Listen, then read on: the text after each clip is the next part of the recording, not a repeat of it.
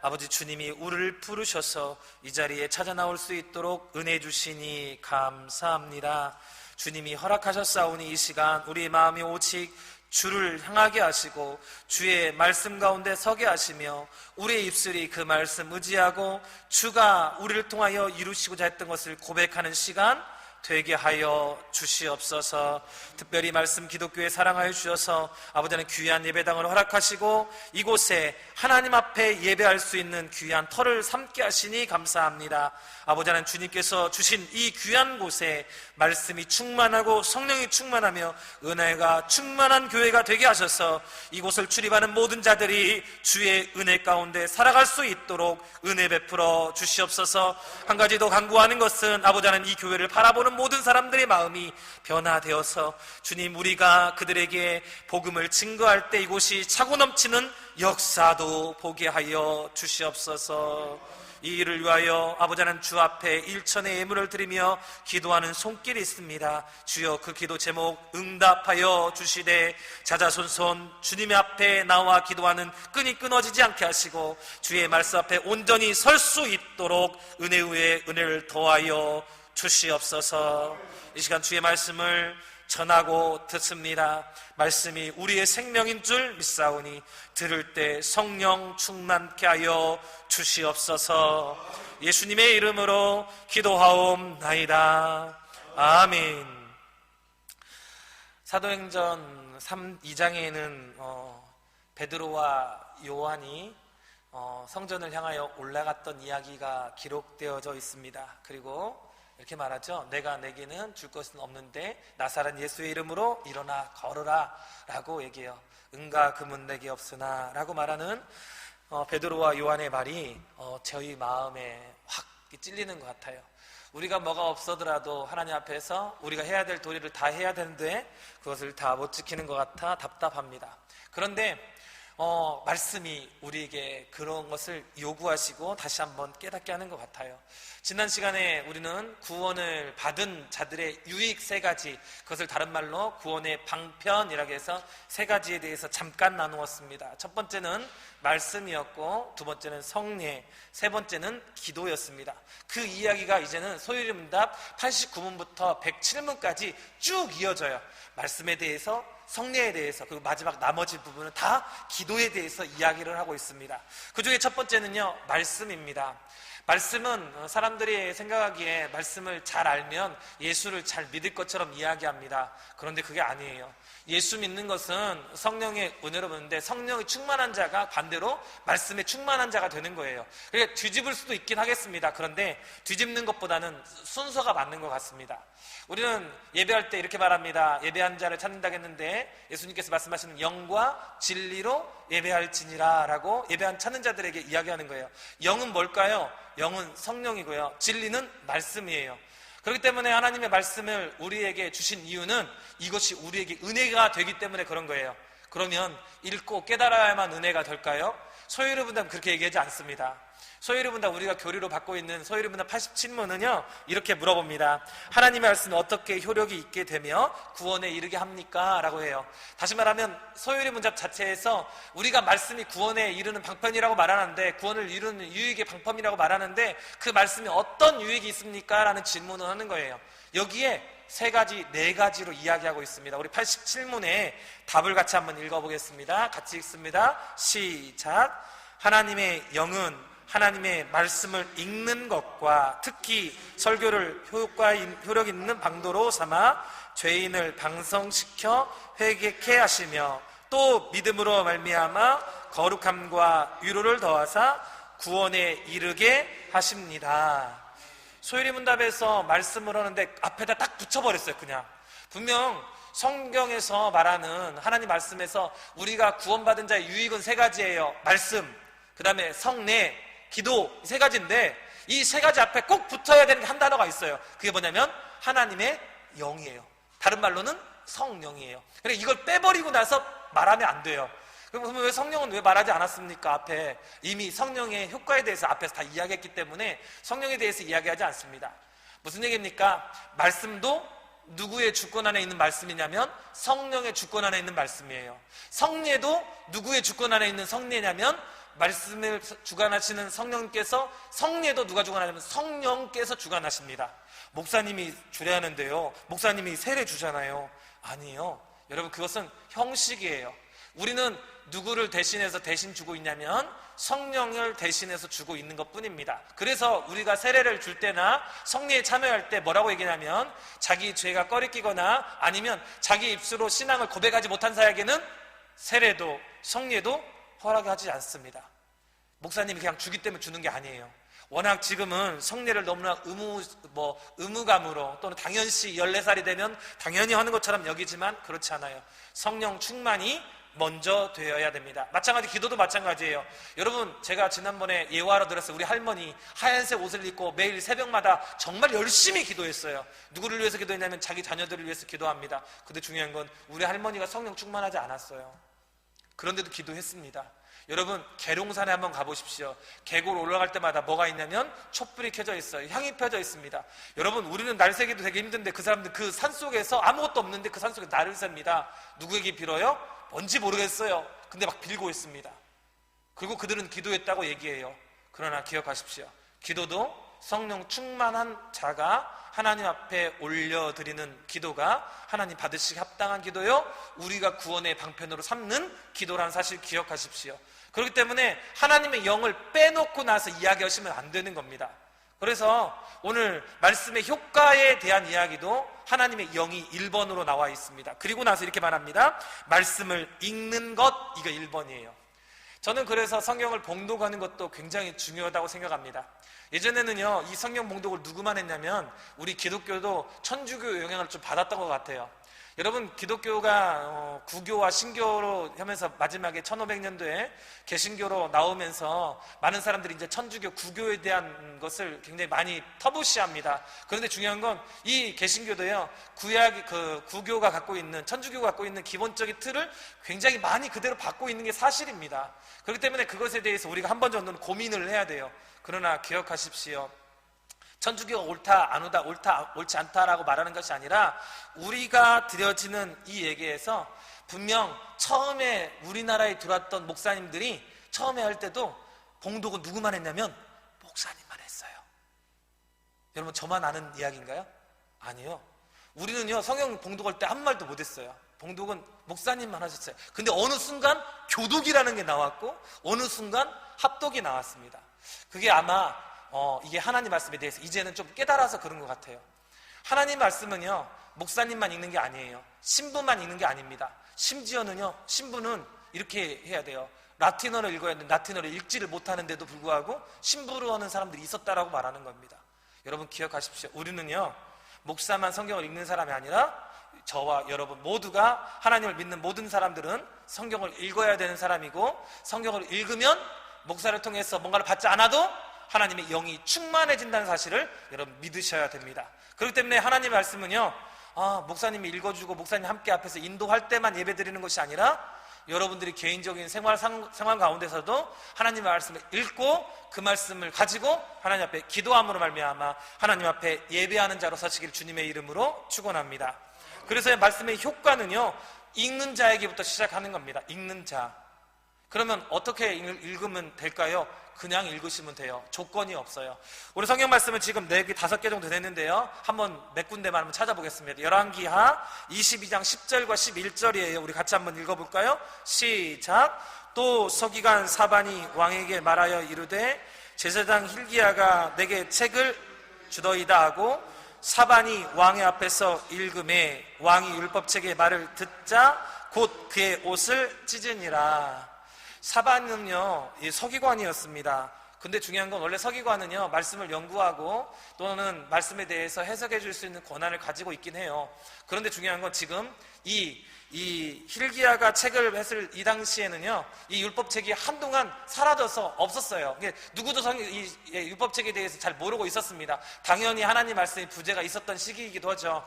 그렇기 때문에 뭐 제사장이나 또는 대제사장이나 서기관들이 하나님 말씀을 강론했다, 이런 의미가 없어요. 뭐냐? 읽어만 줬음에도 불구하고 왕이 율법책의 말을 듣자 그 옷을 찢으면서 뭐 했습니까? 옷을 찢었다는 말에는 회개했다라는 얘기예요.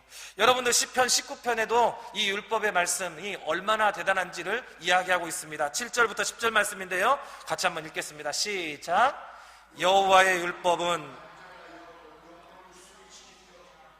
여호와의 증거는 확실하여 우둔한 자를 지혜롭게 하며 여호와의 교훈은 정직하여 마음을 기쁘게 하고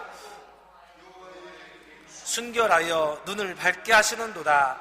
여호와 경외하는 도는 정결하여 영혼까지 이르고 여호와의 법도 진실하여 다 의로우니 곧 많은 순금보다 더 사모할 것이며 꿀과 송이꿀보다 더 달도다. 아멘. 여호와 율법에 대해서 시편 119편만 얘기하는 것이 아니라 다윗의 시에서도 똑같이 얘기합니다.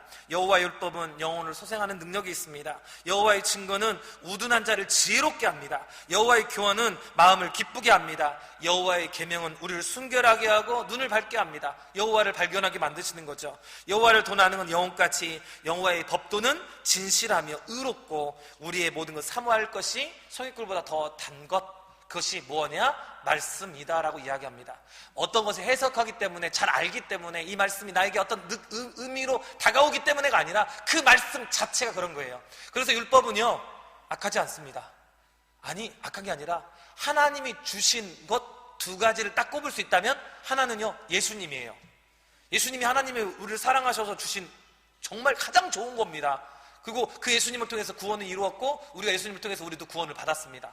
근데 또 한 가지를 말한다면 그것은 율법이에요. 조금 더 구체적으로 말한다면 십계명이라고 말할 수 있어요. 왜? 하나님이 친히 허락하신 것이고 하나님 친히 써주신 것이니까. 하나님 친히 하신 것을 우리는 거룩하지 않다라고 말하는 것은 우리의 잘못인 겁니다.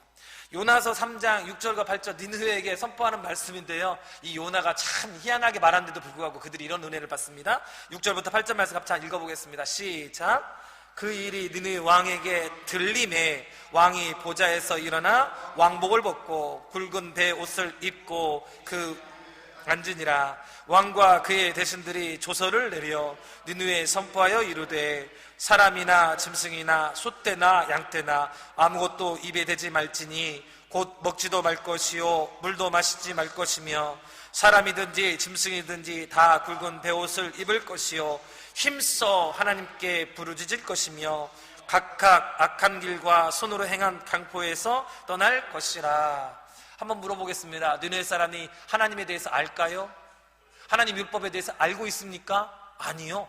요나가 전해준 건 단 하나밖에 없었어요. 니느웨 성이 40후에는 멸망할 거야. 누가 할 것이냐면 망군의 여호와, 천지를 창조하신 하나님께서 이렇게 멸망시킬 거야 라는 소리를 들었더니 왕이 제일 먼저 베옷을 입고 옷을 찢으며 재에 앉아버려요. 그리고 조서를 내립니다. 자기들만 금식하는 게 아니에요. 자기 집에 있는 모든 사람뿐만 아니라 가축들까지 다 금식합니다. 그들이 하나님 말씀을 잘 알았기 때문에, 이 하나님 말씀이 천지를 창조하신 하나님 말씀이고 알았기 때문에? 아니요. 하나님의 말씀을 듣는 그 순간 하나님의 영이 임해버린 겁니다. 그런다고 해서 니느웨가 멸망하지 않았냐? 그렇지 않지 않습니까? 그러나 그 들음에 은혜가 있습니다. 로마서 3장 20절은 그렇기 때문에 이렇게 이야기합니다. 같이 읽습니다. 시작. 그러므로 율법의 행위로 그의 앞에 의롭다 하심 얻을 육체가 없나니 율법은 깨달음이니라. 아멘. 율법으로는요, 죄를 깨닫게 하는 능력이 있는 거예요.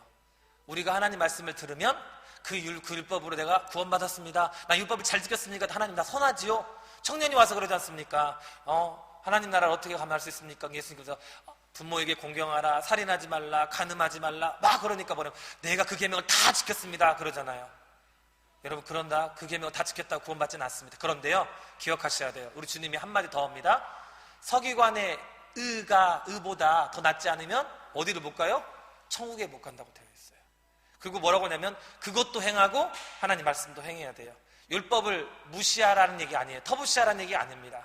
율법은요, 우리가 하나님을 더 잘 믿게 하는 우리의 반면교사가 됩니다. 그렇기 때문에 율법을 통해서, 하나님 말씀을 통해서 우리가 잘못한 것을 회개하고 하나님 앞에 온전히 설 수 있는 기회를 얻게 되는 거예요. 그리고 계시록 1장 3절은 이 예언의 말씀을 읽는 자와 듣는 자와 그 가운데 기록한 것을 지키는 자는 복이 있나니 때가 가깝다라고 이야기합니다. 첫 번째는 읽는 자가 복되대요. 그렇기 때문에 여러분, 깨닫지 못한다고요? 나는 하나님 말씀 잘 모른다고요? 걱정하지 마십시오. 성경은요, 목사가 해석하는 게 아니에요. 또 어떤 특별하게 은사가 충만한 사람이 해석하는 게 아닙니다. 성경은요, 오직 성령이 우리에게 역사해 줄 때 우리가 은혜를 받을 수 있는 겁니다.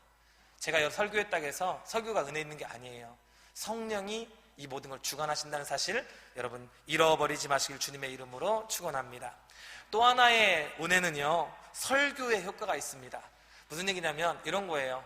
여러분을 중풍병자의 이야기를 아십니까? 예수님께서 병을 잘 고친다고 하니까 사람들이 막 병자들이 막 몰려와요. 그런데 중요한 건 병자들이 못 오는 병자가 있어요. 어떤 사람입니까? 안진뱅이라든지 또는 혼자서 못 움직이는 사람들은 못 움직이잖아요. 예수님이 가버나움에 들어가셔서 앉으시니까 사람들이 막 몰려왔습니다. 집 앞까지 다 있었어요. 중풍병자를 메고 온 내 친구가 그것을 보고 어디로 올라가면 지붕에 올라가서 지붕을 뜯고 중풍병자를 그 밑으로 내려와요. 그랬더니 예수님께서 뭐라고 말한 줄 아십니까? 그들의 믿음을 보고 라고 말해요. 그들의 믿음을 보고. 중풍병자의 믿음이 아니에요. 누구의 믿음이에요? 그 내 친구의 믿음을 보고 죄사함을 받았느니라 라고 말하는 겁니다. 그 뒤에 이제 서기관의 이야기도 나오지만 우선 그 이야기 속에서 예수님께서는 누구의 믿음으로 그 중풍병자의 죄를 고치고 있냐면 그 중풍병자의 그 중풍병을 고치고 있냐면 그 친구들의 믿음을 보고 라고 이야기하고 있는 겁니다. 그러면 여러분 기도 1년 내내 아니 여러분 살면서 기도가 평생 잘 되십니까? 아니면 내가 딴 길로 잠깐 치우치는 일은 없으십니까? 그런데 있어요. 그런 일이 있어요. 여러분만 있는 게 아니라 목사인 저도 있는 거예요. 그럴 때 제가 유한을 받는 사람들이 있습니다. 누구냐면 나를 위해서 기도해 주는 사람들이 있어요. 또한 목사님의 설교나 권사님의 권면이나 장로님의 권면들이 나를 흔들 때가 있어요. 아, 내가 지금 잘못된 길을 가고 있구나. 내가 지금 이렇게 살면 안 되는구나 라는 것을 가르쳐주고 있을 때가 있어요. 그래서 여러분들에게 귀한 동역자가 있는 것은 은혜입니다. 여러분 하나님 말씀을 전해줄 수 있는 동역자가 있다는 것은 여러분들 행복의 기준이 될 수 있어요. 그래서 하나님 말씀을 들을 때마다 또는 그 말씀이 해석될 때 여러분 안에 아멘으로 받으실 주님의 이름으로 축원합니다. 느헤미야 8장 9절 말씀은요, 그들이 율법책을 읽는데 이렇게 되어 있습니다. 하나님의 율법책 낭독하고 그 뜻을 해석하여 백성에게 그 낭독한 것을 다 깨닫게 하니 누가 했냐면 에스라가 했어요. 느헤미야가 한 게 아니에요. 에스라가 학자가 그렇게 해줬어요. 그랬더니 백성이 율법 말을 듣고 다 울었습니다. 왜 울었을까요? 그때까지는요, 여러분 기억하십니까? 그들이 성전을 짓고 나서 두 가지 반응이 있었어요. 그 성전을 지었다고 환호한 사람이 있었고, 예전 성전, 솔로몬의 성전을 아는 사람들은 뭐 했냐면 울부짖었어요. 그 소리가 기쁜 소리인지 슬픈 소리인지 모르게 확 섞어져 있었습니다. 그런데 중요한 건 에스라가 성전을 건축하는 것보다 더 중요한 게 뭐라고 가르치냐면 하나님 말씀 앞에 순종하는 게 더 중요하다고 가르치고 있는 거예요. 그 말을 듣고 그 뜻을 깨닫고 나서 그들이 울기 시작하는 겁니다. 그렇기 때문에 분명 우리가 하나님 말씀을 들어도 그것이 그냥 감흥이 없을 때가 있어요. 그런데 중요한 건 그 뜻이 해석이 됐을 때 하나님 제가 오늘 주의 말씀 앞에 온전히 서야 되는 줄 깨달았습니다 라고 고백하는 경우들이 있다는 거예요. 누가복음 4장 32절 36절 말씀입니다. 우리 같이 한번 읽어볼까요? 시작. 그들이 그 가르치심에 놀라니 이는 그 말씀이 권위가 있음이더라. 다 놀라 서로 말하여 이르되 이 어떠한 말씀인고 권위의 능력으로 더러운 귀신을 명함에 나가는도다 하더라. 예수님께서는요, 첫 번째는요, 말씀을 읽어주셨어요. 대표적인 마태복음에 보면 구약의 성경에 있는 내용들을 많이 이야기해 주십니다. 그런데 이야기로 끝내지 않으셨어요. 예수님이 어떻게 했냐면 그것을 다시 해석해 주셨어요. 대표적인 말씀이 어디냐면 마태복음 5장부터 7장의 이야기예요. 여러분 거기 잘 읽어보면 구약의 10계명의 내용 해석을 우리 일반 목사들이 굳이 다른 거에 해석할 필요가 없어요. 거기에 보면 살인하지 말라, 간음하지 말라, 도둑질하지 말라 다 써 있어요. 그리고 누가 해석해 놓으셨냐면 예수님께서 해석해 놓으셨어요. 그리고 그 말씀을 다 듣고 나서 그들이 뭐라고 하냐면 이가 누구인가 라고 말해요. 왜? 이는요, 서기관들이나 자기네 대제사장의 제사장들보다 그가 가르치는 게 뭐가 있다라고 느꼈냐면 권위가 있다라고 느끼는 거예요. 그래서 여러분 성경을 읽는 것도 은혜가 되지만 여러분 권위 있는 목회자 밑에서 여러분들 신앙생활하는 거, 또는 여러분들 은혜가 충만하고 기도 충만한 권사님, 장로님 밑에서 신앙생활하는 거, 여러분들을 이끌고 가는 지도자가, 여러분 성령 충만한 지도자가 있는 거, 여러분 하나님 앞에 감사하셔야 됩니다. 그게요, 여러분들에게 복되다는 사실을 기억하십시오.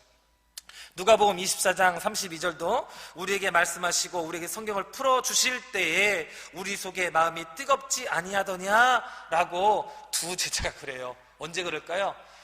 예수님께서 십자가에 죽었어요. 그러니까 이 제자들이 다 도망갑니다. 갈릴리로 도망간 사람이 있고 엠마오로 가는 사람도 있었어요. 예수님 부활하시고 나서 첫 번째는 막달라 마리아와 여인들에게 만납니다. 그런데 그들만 만나주시는 게 아니에요. 오늘 엠마오로 가는 이 제자에게도 만나주시는데 자기를 드러내지 않습니다. 그런데 나중에 그들이 같이 했던 그분이 없듯 사라져 봤어요. 그리고 나서 그들이 깨닫는 게 뭐예요? 그의 말씀을 듣고 그 해석을 들을 때 우리의 마음이 뜨겁지 않아요. 뜨겁다라는 말이 뭐 불타다, 뭐 이거 뜨거워서 그게 아니잖아요. 여러분 뭡니까? 성령의 충만한 은혜를 경험하게 되는 겁니다. 언제? 하나님 말씀이 해석되어졌을 때. 사도행전 2장 37절 말씀에 보니까 베드로가 그 안진뱅이 일으켰을 때 사람들이 막 몰려왔어요. 진짜 대단해. 어떻게 저 안진뱅이가 일어날 수 있지? 라고 그거에 대해서 초점 맞았는데 베드로와 이 요한이 그들에게 말합니다. 회개하라. 천국이 가까웠는데 전파합니다. 그런데 중요한 건 우리가 어떻게 회개해야 됩니까? 우리가 어떻게 해야 됩니까? 라고 물어요. 그러더니 그들에게 말합니다. 그들이 이 말을 듣고 마음에 찔려 라고 하고 있어요. 무슨 말을 했을까요? 예수님께 제자들이 그들에게 말하고 옵니다. 예수를 믿는데 너희를 뭐라고 해요? 회개하고 그 다음에 어떻게 해요? 예수님을 믿어라 라고 말하고 있는 겁니다. 그것이요, 이 제자들이 계속하고 있는 얘기예요. 그럼 이 이야기는 제자들이 했을까요? 아니요. 제자는 당연히 스승을 따라가게 되어 있습니다. 스승이 뭐라고 했습니까? 회개하라, 천국이 가까워졌느니라. 이게 예수님이 하신 말씀이거든요. 그 말을 듣고 예수님께서 행하신 그 이야기를 다시 듣고 나서 그들이 우리가 어찌할꼬 라고 말하고 있는 겁니다. 우리가 어찌할꼬 말해요. 그래서 38절에 뭐라고 말하고 있습니까? 우리 본문인데요, 38절 말씀 다시 한번 읽어볼까요? 38절입니다 시작. 베드로가 이르되 너희가 회개하여 각각 예수 그리스도의 이름으로 세례를 받고 죄사함을 받으라. 그리하면 성령의 선물을 받으리라 라고 이야기하는 겁니다. 그냥 들었을 때 어찌할꼬 했을 때 베드로가 그 말씀에 대해서 해석합니다. 회개하고 세례를 받아라. 여기에서는요, 물세례만 의미하지 않습니다. 성령을 충만하게 받는 성령 세례를 이야기하고 있습니다. 그렇기 때문에요, 하나님 말씀이 여러분 안에 온전히 해석되어졌을 때 여러분 우리 안에 기쁨이 있고 우리 안에 충만이 있다는 사실을 기억하십시오. 그래서 말씀을 읽을 때와 그 말씀을 설교를 통해서 듣거나 누군가를 통해서 해석해서 들을 때 우리는 은혜가 충만하게 됩니다. 그렇다면 하나님의 말씀에서 난 믿음은 우리에게 어떤 것을 줄까요? 첫 번째는요, 거룩함과 위로를 더하십니다. 그냥 말씀에서 그냥 아니고 그냥 우리가 살아가면서 나는 예수님 믿어 그러면서 하나님 말씀 안 들으면요, 내가 무슨 일이 닥쳤을 때 문제가 생겨요. 뭐가 사라져버리냐면 내가 정말 이대로 살은 것이 맞나? 여러분, 이단들이 와서 말했을 때 내가 이게 맞나? 라고 생각해요. 또 하나는요, 여러분 힘든 일이 닥쳤을 때가 문제가 생겨요. 하나님 말씀을 위로 안 받고 뭘로 위로받은 줄 아십니까? 그것이 해결되는 것으로 위로받으려고 그래요. 또는요, 누구한테 받으려고 하냐면 사람한테 위로를 받으려고 그래요. 무엇의 부재냐면요, 말씀의 부재 때 일어나는 겁니다. 똑같이 믿음은 있습니다. 여러분, 덮어놓고 믿는 믿음이라는 게 있어요. 덮어놓고 믿어요. 그냥 그냥 믿습니다. 근데 이 사람들은요, 정말 믿음이 좋은 것 같지만 무엇이 오면 흔들리냐면 여러분, 옆에서 오는 환난과 근심이 오면 흔들려 버려요. 뭐가 없으니까? 말씀이 없으니까. 그래서요, 말씀으로 난 믿음만이 우리를 거룩하게 하고 우리를 위로할 수 있어요. 그냥 이빠른 소리로 아무리 좋은 말로 위로된 거 아니라는 겁니다. 사도행전 20장 32절 말씀인데요, 우리 같이 한번 읽어볼까요? 시작. 지금 내가 여러분을 주와 및 그 은혜의 말씀에 부탁하노니 이 말씀이 여러분들을 능히 든든히 세우사 거룩하게 하심을 입은 자 가운데 기업이 있게 하시리라. 분명 바울은 자기가 다 가르쳤어요. 얼마만큼 잘 가르쳤냐면 그가 에베소에서는요 3년 동안도 가르쳤고요, 또 그가 말할 때마다 많은 사람들이 돌아오는 역사가 있었습니다. 그런데 그들에게 계속해서 강조하는 건 뭐냐면 말씀 앞에 서라는 거예요. 주의 말씀 앞에 서라는 겁니다. 주의 복음 앞에 서라는 거예요. 그래야 흔들리지 않는 겁니다. 왜? 바울은요 끝내 사라져야 될 사람이에요. 여러분, 세례 요한을 얘기할 때 우리 가끔 뭐라죠? 나는 어떤 사람이에요? 내 뒤에 오시는 이를 위한 예비된 자예요. 여러분, 인간은 다 똑같아요. 목사, 설교를 잘한 부흥사도, 여러분 설교를 조금 못하고 그냥 교회를 이끌어가는 목사도 똑같이 누구를 예비하는 자일 뿐이냐면 성령을 예비하는 자일 뿐이에요. 진짜가 아니고 그냥 앞에서 이끄는 자일 뿐입니다. 그런데 중요한 건 목사님이 그러기 때문에 말씀 빼놓고 자기 이야기만 하면 그 목사는 조금 회개해야 돼요. 진짜로 하나님 말씀이 목사의 삶보다 앞서 있어야 돼요. 하나님 말씀이요, 위로의 말보다 앞서 있어야 됩니다. 하나님 말씀이요, 내가 경험한 것보다 앞서 있어야 돼요. 그래야 우리는 거룩함에 또 위로에 흔들리지 않을 수 있습니다. 그것이요, 우리가 추구해야 될 믿음입니다. 다른 사람들은요, 그래서 덮어놓고 믿으면 진짜 좋은 믿음 같은데 그렇지 않습니다. 반드시 기억하십시오. 말씀 의지하며 믿으시길 주님의 이름으로 축원합니다. 사도행전 26장 18절도 똑같이 얘기하는데요, 그 눈을 뜨게 하여 어둠에서 빛으로 사단의 권세에서 하나님께 돌아오게 하고 죄사함과 나를 믿어 거룩하게 된 무리 가운데서 기업을 얻게 하리라 하더이다. 무엇이? 복음이, 무엇이? 하나님의 말씀이, 무엇이? 예수 그리스도가 우리에게 전해준 말씀이라고 하는 거예요.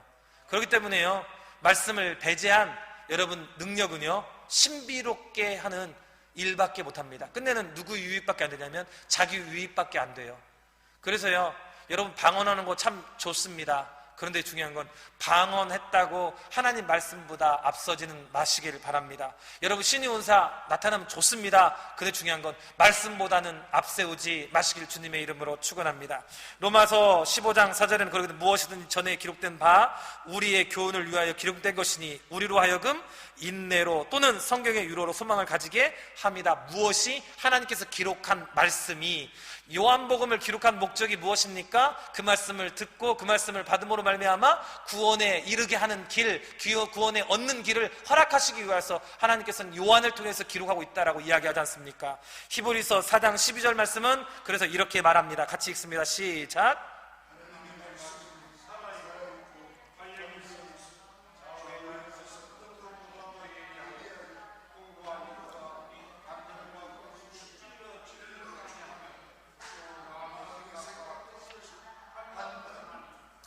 하나님의 말씀이 얼마큼 대단한지 히브리서 기자는 이야기하고 있습니다. 좌우의 날선 어떤 것보다 예리한데 우리가 가지고 있는 영과 관절과 골수를 찔러 쪼개기도 하며 우리의 마음과 생각, 뜻을 판단한다. 무엇이? 말씀이 그렇다는 겁니다. 그렇기 때문에요, 말씀이 빠진 여러분 성령은요 공허하게 돼요. 나중에 성령 충만한데요, 근데 그 성령 충만한 게 어디에 근거가 없어져 버리는 거예요. 그래서요, 말씀 안에서 성령 충만하셔야 됩니다. 말씀을 통해서 하나님의 영을 받으셔야 돼요. 여러분, 환상과 이적을 통해서 받는 사람들이 있습니다. 그것을 부인하지 않아요. 하나님 능력입니다. 지금도 여전히 하나님께서는요, 여러분 분명한 이적을 나타낼 수 있습니다. 그런데요, 하나님께서는 그렇게 하는 모든 일보다 말씀을 통해서 하는 일이 있는데요, 그것은 어떤 사람들에게만 하면 여러분 믿음이 약한 자들에게만 보여주시는 거예요. 하나님의 일반적인 방법은 무엇을 통해서 하나님의 성령을 충만케 하시냐면 말씀을 통해서 하신다는 기억하십시오. 여러분 신앙이 조금 부족하다 그러면 내가 환상에 대한 꿈을 이야기를 더 많이 하실 겁니다. 그래서요, 그 꿈 얘기가 들을 때마다 여러분 말씀이 생각나게 해달라고 여러분 기도하시는 저와 여러분이 되실 주님의 이름으로 축원합니다. 마지막 네 번째는요, 말씀에서 난 믿음으로 말미암아 구원에 이르게 하신다라고 말합니다. 구원은 분명하게요, 예수님을 믿으면 구원을 받습니다. 예수의 이름이 우리의 구원입니다. 이걸 부인하려고 한 게 아니에요. 그런데 여러분, 그 구원의 이름이 어디에 기록되고 있냐면 말씀에서 기록되고 있어요. 여러분, 어떤 목사가 내가 당신에게 구원을 줄게, 내가 당신에게 성령을 충만하게 줄게, 여러분 믿지 마십시오. 그것을 통해서 구원받을 수 있는 사람은 아무도 없습니다. 오직 하나님의 말씀, 예수 그리스도의 말씀, 하나님의 영의 말씀만이 우리를 구원할 수 있다는 사실을 기억하십시오. 로마서 1장 16절에는 그래서 이 복음에 대해서 이렇게 말합니다. 내가 복음을 부끄러워하지 아니하노니 이 복음은 모든 믿는 자에게 구원을 주시는 하나님의 능력이 됨이라. 먼저 이는 유대인에게요 그리고 헬라인에게로다 해서 여기서 뭐라고 쓰고 있냐면 복음이라는 단어를 쓰고 있어요. 여기서 이 복음이라는 단어를 쓰고 있을 때 여러분들 가끔 이렇게 말합니다. 복음은 그냥 어떤 사람이 전해주는 이야기야. 아니요, 이 당시에 로마서를 쓰고 있는 바울에게 복음은요, 마태, 마가, 누가 또한 제자들이 쓰고 있는 서신의 이야기들이에요. 그렇기 때문에 사도 바울은 자기가 환상 중에 보았고 다메섹 도상에서 보았던 이야기를 간증함에도 불구하고 계속해서 무슨 얘기를 하냐면 예수 그리스도가 가르쳤던 이야기를 계속하고 있는 거예요. 그것이 복음이기 때문에 그렇습니다. 여러분, 마가복음 1장 1절에 뭐라고 합니까? 예수 그리스도의 복음의 시작이다라고 이야기합니다. 복음은요, 여러분, 단순히 그냥 어떤 것의 하나의 단어로 뜻하는 것이 아니라 예수 그리스도께서 이 땅에 오신 모든 하신 말씀, 또한 예수 그리스도를 나타내는 구약의 말씀, 모든 것이 우리에게 기쁜 소식이요 즐거운 말씀이라는 사실을 기억하시기 바랍니다. 로마서 10장 17절, 그러므로 믿음은 들음에서 나며 들음은 그리스도의 말씀으로 말미암는다 그랬어요. 여러분, 믿음이 없이는 여러분 구원받지 못합니다. 근데 그 들음은 어디서 나냐면 그리스도의 말씀으로 통해서 우리가 얻는다라는 겁니다. 디모데후서 3장 15절 말씀, 우리가 너무 잘 알고 있는 말씀입니다. 같이 한번 읽어볼까요? 시작. 너 어려서부터 성경을 알았나니 성경은 능히 너로 하여금 그리스도 예수 안에 있는 믿음으로 말미암아 구원에 이르는 지혜가 하느니라. 아멘. 하나님의 말씀 성경은요, 구원에 이르게 하는 지혜가 있습니다. 그리고요, 그 하나님의 말씀을 우리가 앞에 놓아야 여러분들이 바라보고 있는 세상, 여러분들이 바라보고 꿈꾸었던 꿈, 여러분들이 갖고 있는 다른 사람들의 모든 것 말씀 앞에서 놓을 수 있는 겁니다. 베드로전서 2장 1절과 2절입니다. 베드로가 이렇게 사모합니다. 같이 읽습니다. 시작. 그러므로 모든 악독과 모든 기만과 외식과 시기와 모든 비방하는 말을 버리고 갓난 아기들 같이 순전하고 신령한 젖을 사모하라. 이는 그로 말미암아 너희를 구원에 이르도록 자라게 하려 함이라. 신령한 젖이 무엇일까요? 말씀입니다. 신령한 젖이 무엇일까요? 기록된 복음입니다. 신령한 젖이 무엇일까요? 예수 그리스도의 복음입니다. 그렇기 때문에요, 여러분들 입이 이 말씀 앞에 서지 않으면 우리는 반대가 됩니다. 말씀을 잃어버리면 예수 믿는 자도 어떤 말이 되냐면 앞에 있는 것처럼 모든 악독한 말, 모든 기만한 말, 모든 외식하는 말, 모든 시기하는 말, 모든 비방하는 말이 우리 앞에 있게 되는 거예요. 왜 그럴까요? 무엇이 사라져버렸기 때문에, 말씀이 사라졌기 때문에, 신령한 젖이 사라져버렸기 때문에. 그래서요, 부부싸움 할 때 말씀이 빠지면 욕하고 싸우고 난리칩니다. 누구도, 심지어는 목사 부부도. 그렇기 때문에요, 기억하셔야 돼요. 여러분, 나쁜 버릇은, 나쁜 습관을 고치는 가장 좋은 방법이 무엇인 줄 아십니까? 많은 사람들이 안 하는 거라 그래요. 그렇지 않습니다. 안 하는 게 아니라 좋은 습관을 들이고 좋은 것으로 대체하는 거예요.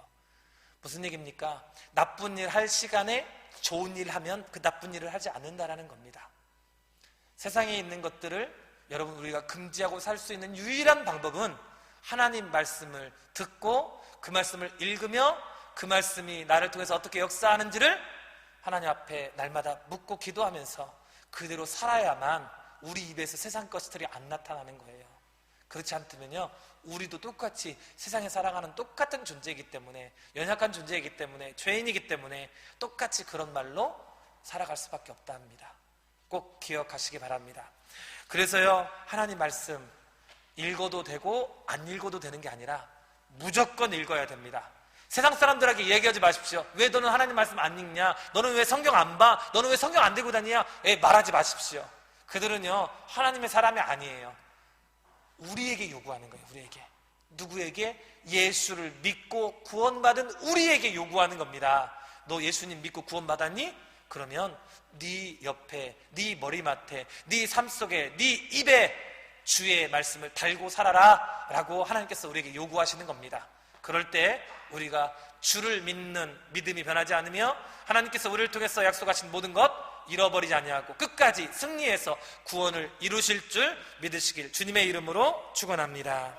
이 시간 우리가 정식기도 제목 읽어 기도하고, 하나님께서 우리를 통하여 말씀하신 것 세상 사람들에게 주어진 것이 아니라 우리에게 주신 줄 믿습니다.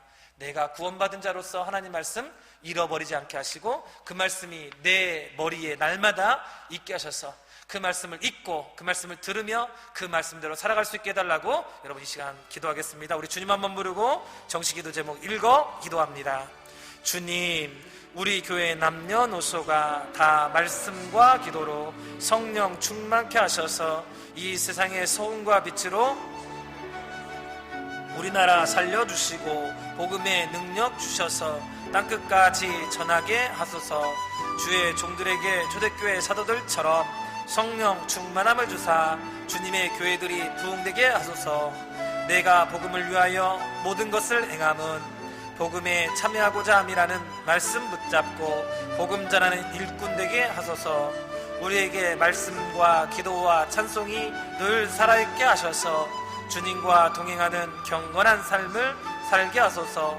우리가 서로 위해 기도함으로 성령 안에서 하나 되는 거룩한 성도의 교제를 아름답게 이루게 하소서. 내 집은 만민이 기도하는 집이라 하신 주님, 나부터 시작하여 우리 교회 기도가 살아나게 하소서. 아멘. 사랑의 하나님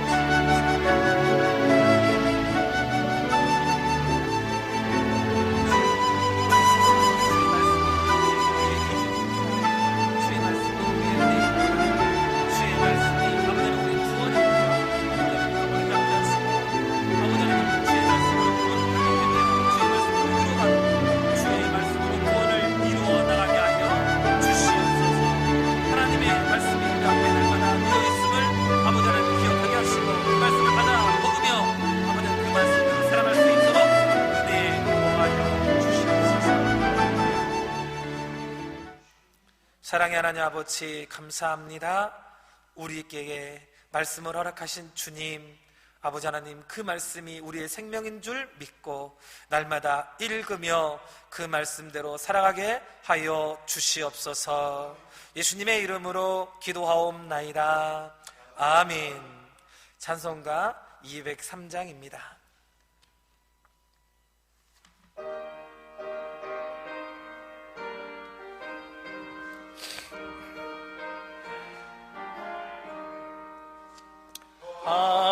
하나님의 말씀은 생명의 말씀이라.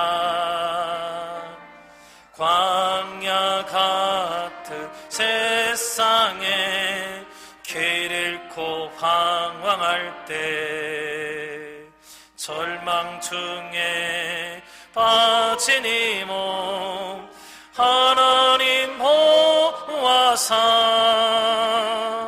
생명샘이 솟아나와 새 힘이 넘칩니다. 하나님의 말씀은 은혜의 말씀이라. 누구든지 믿고서 참으로 회개하며 하나님이 사해 주사 구원함 베푸시고 거의 없는 그 은혜로 늘 품어 주십니다. 하나님의 말씀은 진리의 말씀이라. 믿음으로 지키어 자유를 얻게 되며 어려운 일 힘든 일도 담대히 할 수 있어 온전하신 말씀으로 승리케 하십니다. 하나님의 말씀은 사랑의 말씀이라. 험한 세상 살 동안 언제나 돌보시고 변함없는 사랑으로 우리를 지키세요. 하늘나라 이르도록 인도해 주십니다.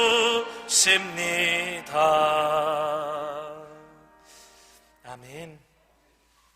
이제는 우리 주 예수 그리스도의 은혜와 하나님 아버지의 사랑하심과 성령 하나님의 교통하심이, 말씀이 우리의 구원이며 말씀이 우리의 거룩함과 위로이며 말씀을 통하여 하나님께서 우리에게 약속하신 것, 허락하신 줄 믿고 그 말씀을 날마다 순종하며 지키며 하나님의 자녀로 살기로 다짐하는 이 자리에 앉아있는 모든 성도들 머리 위에와 말씀 기독교회 위에 지금부터 영원토록 함께 있을지어다. 아멘.